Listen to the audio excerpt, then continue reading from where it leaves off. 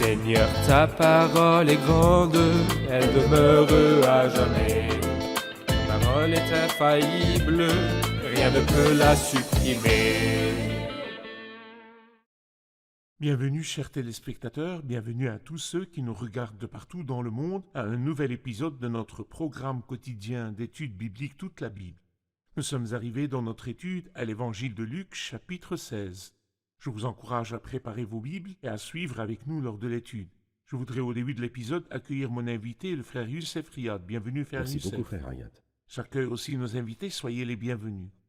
Donnez-nous les idées principales dans le chapitre 16. Eh bien, ce chapitre comporte deux idées principales. La première est celle de l'intendant infidèle, et la seconde est celle du riche et de Lazare. Et dans ces deux sections, nous pouvons voir la comparaison entre le regard de Dieu et le regard de l'être humain sur la même chose. Merci, permettez-moi de lire quelques versets et je vous poserai ensuite une question. Allez-y. Jésus dit aussi à ses disciples, « Un homme riche avait un intendant. On vint lui rapporter qu'il gaspillait ses biens. Il l'appela et lui dit, « Qu'est-ce que j'entends dire à ton sujet? Rends compte de ta gestion, car tu ne pourras plus gérer mes biens. » L'intendant se dit en lui-même, « Que vais-je faire, puisque mon maître m'enlève la gestion de ses biens? Travailler la terre, je n'en ai pas la force, mendier, j'en ai honte. Je sais ce que je ferai pour qu'il y ait des gens qui m'accueillent chez eux quand je serai renvoyé de mon emploi. » Il fit venir chacun des débiteurs de son maître et dit au premier, « Combien dois-tu à mon maître? »« Je dois 100 tonneaux d'huile d'olive, répondit-il. » Il lui dit, « Voici ton reçu, assieds-toi vite et écris 50. » Il dit ensuite à un autre, « Et toi, combien dois-tu? »« Je dois 100 mesures de blé, répondit-il. » Et il lui dit, « Voici ton reçu, écris 80. » Le maître fit l'éloge de l'intendant malhonnête à cause de l'habileté dont il avait fait preuve. En effet, les enfants de ce monde sont plus habiles vis-à-vis de leur génération qui ne sont pas les enfants de la lumière. Et moi je vous dis, faites-vous des amis avec les richesses injustes afin qu'ils vous accueillent dans les habitations éternelles lorsqu'elles viendront à vous manquer. Je voudrais que vous nous parliez de cette parabole. Qui est donc cet intendant infidèle et pourquoi le maître le loue-t-il ainsi? Bien sûr, la parabole de l'intendant infidèle est la suite de ce que nous avons lu dans le chapitre précédent. Nous avons vu le père qui avait 2 fils et le fils aîné représente Israël. Et nous avons vu l'échec chez Israël, représenté par Israël le fils aîné, qui a refusé d'accepter les non-juifs. L'acceptation des non-juifs a été refusée par les juifs, et c'est pour cela que le fils aîné refuse d'entrer dans la maison où le fils cadet est présent. C'est de l'ignorance et de la stupidité. Et donc ici, le Seigneur continue avec cette même idée. Donc il dit qu'il y a un intendant. Et cet intendant représente aussi Israël. Romains 3 dit à leur propos que les paroles révélées de Dieu leur ont été confiées. Mais cet intendant-là n'était pas fidèle. Et alors, l'homme riche qui était le propriétaire des biens, que cet intendant était infidèle et gaspillait l'argent de son maître, donc il décide de lui enlever la gestion de ses biens. Et bien sûr, c'est ce qui est arrivé. Lorsque le Christ est venu dans la chair, sur la terre, l'intendance était sur le point d'être enlevée à Israël à cause de leur infidélité. Et à qui devait-elle être donnée? Eh bien, aux non-juifs, comme nous le comprenons de plusieurs parties de la parole de Dieu. Et le Seigneur les conseille et leur dit de faire la seule bonne et juste chose dans ces temps extrêmement critiques qui précèdent le retrait de l'intendance de leurs mains. Faites-vous des amis avec les richesses injustes. Très bien, merci. Donc le maître fait son éloge à cause de sa façon de penser, Oui. mais pas pour les mauvaises actions qu'il a faites. Oui, ici, il se concentre sur la fidélité. Celui qui est fidèle dans les petites choses l'est aussi dans les grandes. Mais le maître fait l'éloge de l'intendant malhonnête à cause de son habileté. Ce que je veux dire, c'est qu'il y a un intendant qui est sage et fidèle dans Luc 12. Très bien. Et il y a aussi un intendant qui est infidèle mais sage dans Luc Très 16. Et quand nous arrivons à la fin du chapitre, nous verrons un intendant qui est ni fidèle, ni sage, et c'est l'homme riche. Donc l'éloge ici est pour la sagesse. La sagesse. La sagesse. Pouvez-vous définir, frère Youssef, les richesses injustes? Eh bien, tout l'argent qui est dans le monde sont des richesses qu'on appelle richesses injustes. Et pourquoi sont-elles appelées comme ça? Parce qu'en vérité, vous trouverez des gens qui ne font rien du tout, mais qui ont des milliards. Ils sont peut-être des trafiquants de drogue ou bien ils travaillent dans l'espionnage. Cela veut dire qu'ils font de mauvaises choses pour lesquelles ils devraient être jugés et condamnés. Et pourtant nous trouvons ces gens-là possédant énormément d'argent. Cependant nous trouvons les fidèles qui travaillent dans la terre, qui travaillent dur jour et nuit, qui gagnent à peine assez de pain pour manger chaque jour. Et c'est pourquoi cet argent est une richesse injuste. C'est comme si le Seigneur voulait nous dire « Ne vous attachez pas à l'argent ». Quelqu'un a dit une belle chose à propos de l'argent. Il a dit que l'argent est un bon serviteur, mais un maître cruel. Alors si vous transformez l'argent en votre maître, vous subirez beaucoup de souffrances, mais utilisez-le comme serviteur, qui sert le Seigneur et qui sert les âmes, ces âmes que le Seigneur veut atteindre et bénir. L'argent peut aussi devenir un dieu, Bien sûr, une idole. c'est juste. Très bien. Nous ferons une pause, puis nous reviendrons pour une question.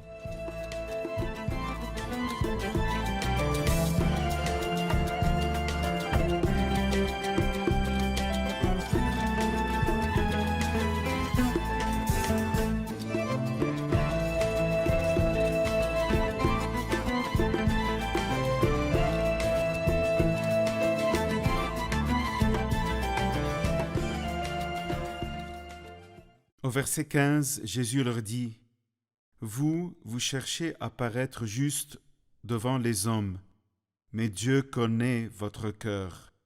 De fait, ce qui est très estimé parmi les hommes est abominable devant Dieu. » Pourriez-vous expliquer ce verset? À vous, frère Youssef. En fait, ce verset nous rappelle le chapitre précédent. Lorsque nous lisons, par exemple, dans le verset 7, quand il dit « Il y aura plus de joie dans le ciel pour un seul pécheur qui se repent que pour 90 justes qui n'ont pas besoin de changer d'attitude. » Et ici, le Christ continue la même idée et il dit aux pharisiens et aux scribes « Vous êtes ceux qui cherchez à vous justifier vous-même devant les hommes. » En vérité, le plus important pour les pharisiens et les spécialistes de la loi était d'être justifiés devant les gens. Et Dieu alors? Et Dieu, le jour du sabbat, est pour Dieu. Il ne se préoccupe pas du tout de Dieu, mais plutôt il se préoccupe simplement de leur bonne image devant les gens. Et alors le Christ continue en leur disant « Mais Dieu connaît vos cœurs. Vous vous préoccupez des gens. » Ces paroles-là sont claires, par exemple, lorsqu'il leur dit dans Matthieu chapitre 23 « Vous ressemblez à des tombeaux blanchis, qui paraissent beaux de l'extérieur. Mais qu'en est-il de l'intérieur? À l'intérieur, il n'y a que des os morts et toute impureté. Dieu sait très bien ce qui est dedans, il connaît votre cœur. » Et après, il leur parle de quelque chose de très dangereux auquel il nous faut faire attention. Ce qui est très estimé parmi les hommes est abominable devant Dieu. C'est-à-dire que le meilleur aux yeux de l'homme est une abomination aux yeux de Dieu. Et je pense que ceci nous rappelle les paroles d'Ésaïe, chapitre 64. Nous sommes tous devenus comme des objets impurs, et toute notre justice est pareille à un habit taché de sang, qui n'est pas sans valeur, mais d'une valeur négative. Et toute notre justice est pareille à un habit taché de sang. Cela veut dire que le meilleur que nous faisons aux yeux de Dieu est une chose impure. Ce qui est très estimé parmi les hommes, le meilleur qu'ils ont est une abomination aux yeux de Dieu. Très bien. Pourriez-vous expliquer le verset 16 ? La loi et les prophètes ont subsisté jusqu'à Jean. Depuis lors, la bonne nouvelle du royaume de Dieu est annoncée, et chacun cherche avec force à y entrer. Que signifie ce verset? Il veut dire que la loi a été donnée à travers Moïse, comme nous le savons, et ensuite les prophètes sont venus pour amener les gens quand ils se sont éloignés de la loi. Alors donc la loi leur donnait les instructions de Dieu, et le rôle des prophètes était de leur rappeler de revenir quand ils s'éloignaient de Dieu. Alors Jean-Baptiste est venu avec une approche complètement différente. Il n'a parlé ni de la loi, ni des prophètes. Alors, qu'est-il arrivé lorsque Jean-Baptiste est venu? Eh bien, Jean-Baptiste est venu pour prêcher le royaume de Dieu. Très bien. Dans Matthieu 3, il dit « Repentez-vous, parce que le royaume de Dieu est proche. » Et c'est pour cela qu'il y a quelque chose de nouveau qui commence à partir du verset 16, lorsqu'il dit « La loi et les prophètes ont subsisté jusqu'à Jean, et depuis lors, la bonne nouvelle du royaume de Dieu est annoncée et chacun cherche avec force à y entrer. » Moi, je pense que ça veut simplement dire que vous ne pouvez pas avoir ce que vous voulez juste en souhaitant, mais vous devez travailler, vous devez le chercher de tout cœur. Si vraiment vous voulez entrer dans le royaume de Dieu, vous devez chercher avec force à entrer dans ce royaume. Très bien. Donc nous devrions le considérer comme un gain et ne jamais l'abandonner. Oui, Très et bien. n'attendez pas qu'il vienne tout seul, ça n'arrivera pas. Vous devez chercher avec force à y entrer. Très bien. Frère Youssef, il y a une autre idée dans le verset 18 à propos du divorce. Qu'est-ce que la Bible dit à propos du divorce? Eh bien, la Bible dit que tout homme qui renvoie sa femme et en épouse une autre commet un adultère. Et tout homme qui épouse une femme divorcée de son mari commet un adultère, tant que la loi morale que Dieu lui-même a donnée est toujours présente. Il n'y a pas de divorce excepté suivant l'adultère. Et si quelqu'un divorce pour n'importe quelle autre raison, il sera jugé par le Seigneur lui-même. Très bien, merci. La partie qui suit est très importante. Oui, C'est une percée dans la révélation du monde spirituel, ce C'est qui vrai. est après la mort. c'est juste. Je veux dire, tout l'Ancien Testament s'arrête à la tombe. Oui. Personne ne savait ce qui vient après la mort, jusqu'à ce que Christ soit venu Oui, pour révéler cela en nous disant ce qui arriverait après la mort. oui. Donnez-nous une idée concernant l'histoire de l'homme riche et de Lazare et de l'état de l'esprit après avoir quitté le corps. À vous. Eh bien, comme vous l'avez déjà dit, l'Ancien Testament s'arrête à la tombe et il appelle ce qui est après la mort Sheol. Ce mot hébreu est l'équivalent de Hadès et en français, ça veut dire question. Qu'est-ce que ça veut dire? Un sens parmi d'autres et que personne ne sait. Personne n'est allé à Hadès et personne n'en est revenu pour nous dire ce qui est arrivé là-bas. Et en fait, le Christ seul est celui qui a amené la vie et l'immortalité à la lumière. Il nous a révélé où nous allons. La ténèbre a fermé les yeux des hommes, mais la chrétienté n'est pas des aveugles qui guident des aveugles. Même pas un voyant qui guide un aveugle, mais c'est des gens qui voient qui guident des gens qui voient. C'est dans le monde. Mais que se passera-t-il quand la vie se termine? Le Christ ici, pour la première fois, annonce des choses qui étaient jusqu'alors inconnues. Donc il nous déclare que le monde des esprits est deux endroits différents. Le premier endroit, l'homme pauvre a été porté par les anges auprès d'Abraham. L'autre endroit, l'homme riche est mort et a levé les yeux au séjour des morts, donc le lieu du tourment. Donc il y a un endroit de réconfort et un endroit de tourment. Et il nous dit aussi qu'entre ces deux endroits, il y a un grand fossé. Ensuite, le fossé est décrit comme étant fixé, c'est-à-dire qu'il ne changera pas. Ceux qui veulent aller d'ici jusque-là ne peuvent pas le faire, ni même dans l'autre sens. Mais c'est un grand fossé qui a été fixé. Et donc c'est quelque chose qui rend ce qui vient après la tombe extrêmement dangereux, car la mort n'est pas juste le fait de dormir et de ne rien savoir comme certains hérétiques le disent, comme par exemple les adventistes, qui enseignent que les morts ne savent rien. Mais ici nous voyons une personne morte dans un lieu de tourment, en train de supplier pour une goutte d'eau pour se rafraîchir la langue parce qu'il était tourmenté par le feu. Mais il n'a pas de réponse. Donc je comprends que vous dites que dans l'Ancien Testament, la mort voulait dire la tombe. La mort voulait dire Oui. que l'esprit quittait le corps, mais C'est ça. ils ne savaient pas ce qui arriverait à l'esprit après avoir quitté le corps. C'est Ils vrai. appelaient cet état Hadès ou Oui. Sheol, ce qui veut dire question. C'est vrai. Beaucoup de gens pensent que ce mot veut dire tourment, Le Seigneur en parle dans le psaume 16. Tu n'abandonneras pas mon âme au séjour des morts, tu ne permettras pas que ton bien-aimé connaisse la décomposition. Jusqu'à ce que nous ayons cette nouvelle lumière, et le Seigneur a ajouté dans cette déclaration qu'après la mort, l'esprit ira soit à un lieu de réconfort, soit au tourment. Sur quelle base la personne irait à un lieu de réconfort ou de tourment? En fait, il n'y a qu'un seul moyen de jouir de la vie. Je suis le chemin, la vérité et la vie. Personne ne vient au Père excepté par moi. Alors pour pouvoir avoir le salut, il n'y a pas d'autre moyen. Il n'y a pas de chemin multiple. Nous avons entendu dans Luc 14, lorsque nous avons étudié ce chapitre, que le chemin est étroit et difficile, et il n'y a qu'une seule porte. En fait, il n'y a pas plusieurs chemins qui mènent à la vie. Il n'y a qu'un seul chemin, et c'est le Seigneur Jésus-Christ. Très bien. Est-ce que nous comprenons de cette histoire vraie que le tourment est temporaire, que si une personne va en enfer, le lieu du tourment, il pourra, après un certain temps, recevoir le pardon du péché à travers les bonnes actions ou certains rituels qu'un proche pourrait accomplir pour elle? Est-ce que Dieu changerait cette destinée? Je veux dire, est-ce que ça pourrait changer après la mort? La Bible dit « Vous êtes dans l'erreur parce que vous ne connaissez ni les Écritures ni la puissance de Dieu. » Y a-t-il un verset qui dit que les œuvres charitables rendraient le tourment de ceux qui sont morts et sont allés en enfer plus court? Y a-t-il un verset qui dit cela? En fait, il y a un verset magnifique dans les Ecclésiastes au chapitre 11, je voudrais le lire, parce que c'est un verset extrêmement merveilleux. Il dit ceci: si un arbre tombe, que ce soit au sud ou que ce soit au nord, il reste là où il est tombé. C'est dans Ecclésiaste 11.3. Et ici, nous voyons la même idée. Entre vous et moi, il y a un fossé très grand, une très grande distance, comme la distance entre la lumière et l'obscurité, entre le ciel et le tourment éternel, un grand fossé qui a été fixé. Il est fixé. Et quand nous arrivons à l'Apocalypse, nous lisons « Au siècle des siècles ». Cette phrase est dite de la vie de Dieu au siècle des siècles, de la gloire des croyants aussi au siècle des siècles, et du tourment des méchants aussi au siècle des siècles. Tout comme pour l'Éternel, il n'y a pas un moment où il est là et après un moment il n'est plus. Ainsi, pour le tourment des méchants, il est au siècle des siècles. Merci beaucoup, frère Youssef. Nous ferons une pause, puis nous reviendrons pour une question.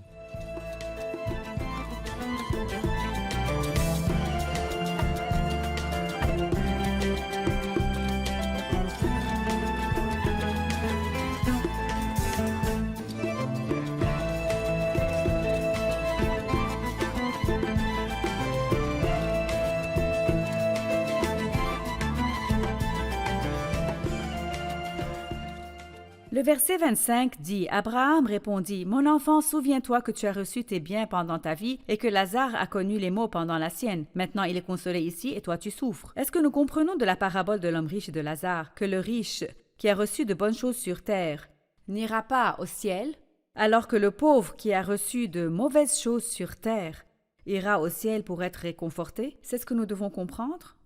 Bien sûr que non, parce qu'Abraham était très riche. Job était très riche aussi. Il y a des personnes riches, mais qui sont des croyants véritables, et Paul dit à leur propos dans la première lettre à Timothée au chapitre 6, il dit à Timothée, « Aux riches de ce monde, ordonne-leur de faire le bien et d'être riches en bonnes œuvres, de se montrer généreux. Ils s'assureront ainsi en guise de trésor de bonnes fondations pour l'avenir, pour saisir la vie éternelle. » Y a-t-il des personnes riches au ciel? Bien sûr, il y a des riches au ciel. Y a-t-il des pauvres en enfer? Bien sûr, il y a des pauvres en enfer. C'est-à-dire, ce n'est pas du tout vrai que le riche ira en enfer à cause de sa richesse, et le pauvre au ciel à cause de sa pauvreté. Ces paroles n'ont absolument aucune base. L'Apocalypse chapitre 20 dit ce qui suit à propos du jugement des morts. « Je vis les morts, les grands et les petits. » Petits ici ne veut pas dire les petits-enfants. Les petits-enfants sont un cas spécial, et ils iront au ciel à cause de la rédemption du Christ. Petit ici se réfère à la position, c'est-à-dire, disons, un roi, ou un ministre, ou un prince, ou même un gardien. Lequel d'eux ira en enfer? Celui qui ira en enfer est celui qui rejette le Christ, indépendamment de sa position sociale ici. Il pourrait être riche comme il pourrait être pauvre, et l'opposé est vrai. Qui va au ciel? Quiconque accepte le Christ comme sauveur personnel et dépend de l'œuvre parfaite du Christ jouira de la vie éternelle. Très bien, merci beaucoup, frère Youssef. Laissez-moi répéter ce que vous avez dit dans l'Ancien Testament. Leurs connaissances se sont arrêtées à la mort. C'est Oui. là l'état du corps sans l'esprit.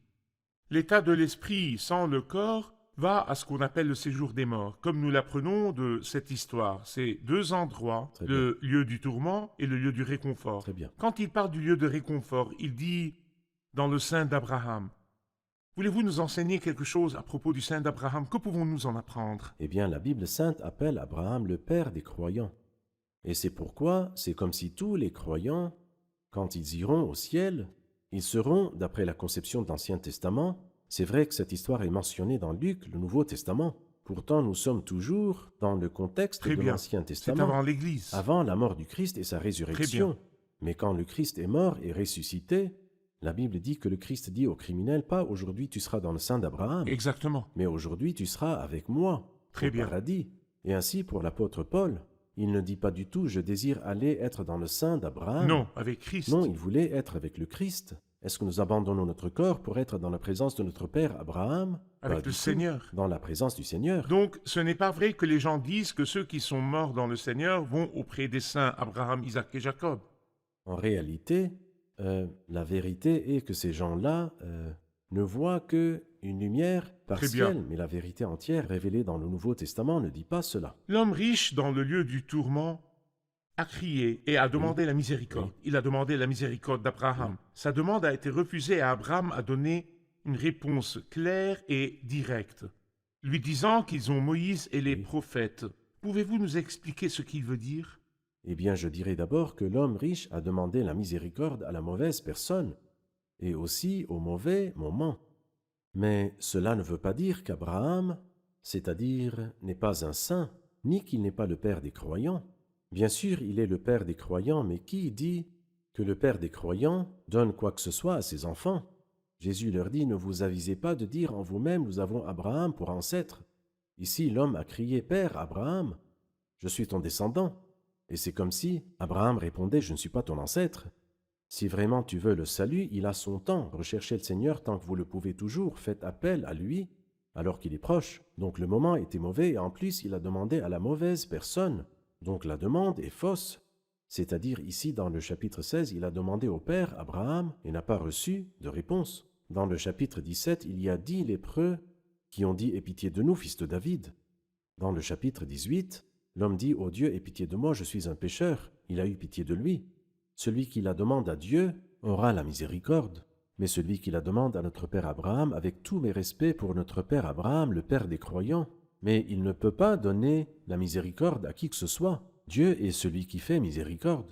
Que le méchant abandonne sa voie et l'homme injuste ses pensées, qu'il retourne à Dieu et Dieu aura compassion de lui, qu'il retourne à notre Dieu, car il pardonne abondamment. La parole de Dieu nous enseigne que la destinée après la mort ne change pas. Oui, Ceux qui vont dans le lieu de tourment seront tourmentés pour C'est vrai. toujours, et les autres seront réconfortés pour toujours. si un arbre tombe, que ce soit au sud ou au nord, il reste là où il est tombé. Donc toutes les prières ou les funérailles pour les gens méchants ne changeront pas leur destinée. Toutes les œuvres Exactement. charitables pour les esprits des mauvaises personnes ne changeront pas leur destinée. Les méchants iront au tourment C'est vrai. éternel. C'est ce que la parole de Dieu Oui. dit. Mais qu'en est-il de ceux qui sont vivants? Il se préoccupe de Oui. ses 5 frères. Il veut que Lazare aille à eux. Mhm. Pourtant, Abraham lui a dit qu'ils n'ont pas besoin de Lazare parce qu'ils ont Moïse et les prophètes.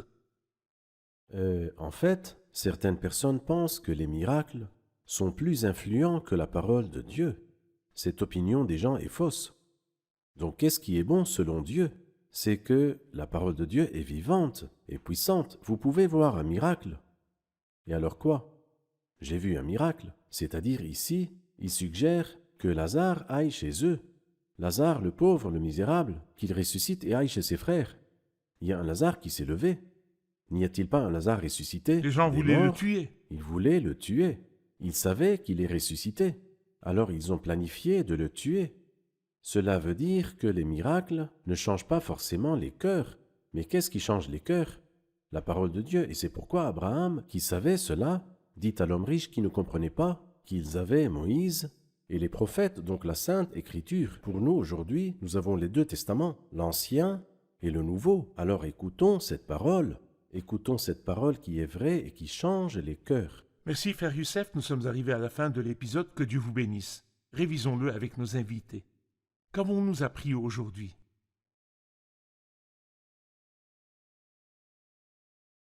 Nous avons appris que l'homme riche a demandé au père Abraham la pitié après la mort.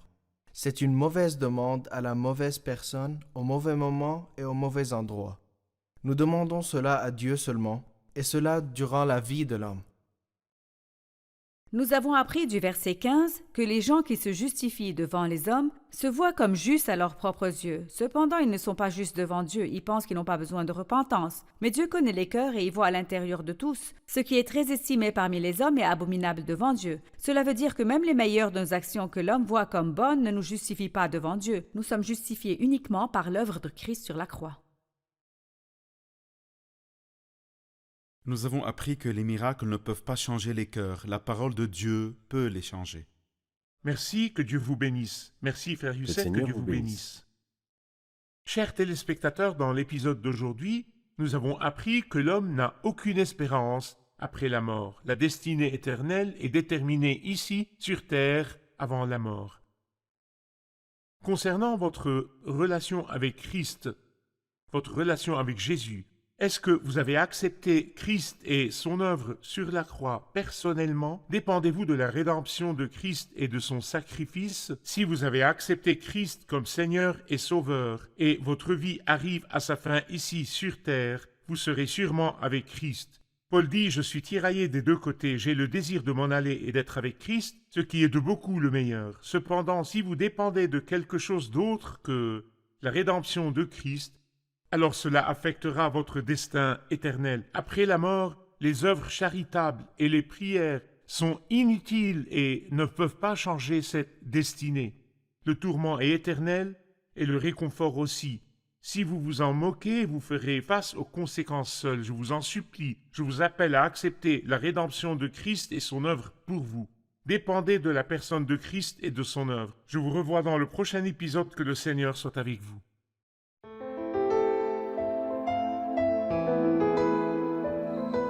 Seigneur, ta parole est grande, elle demeure à jamais. Ta parole est infaillible, rien ne peut la supprimer.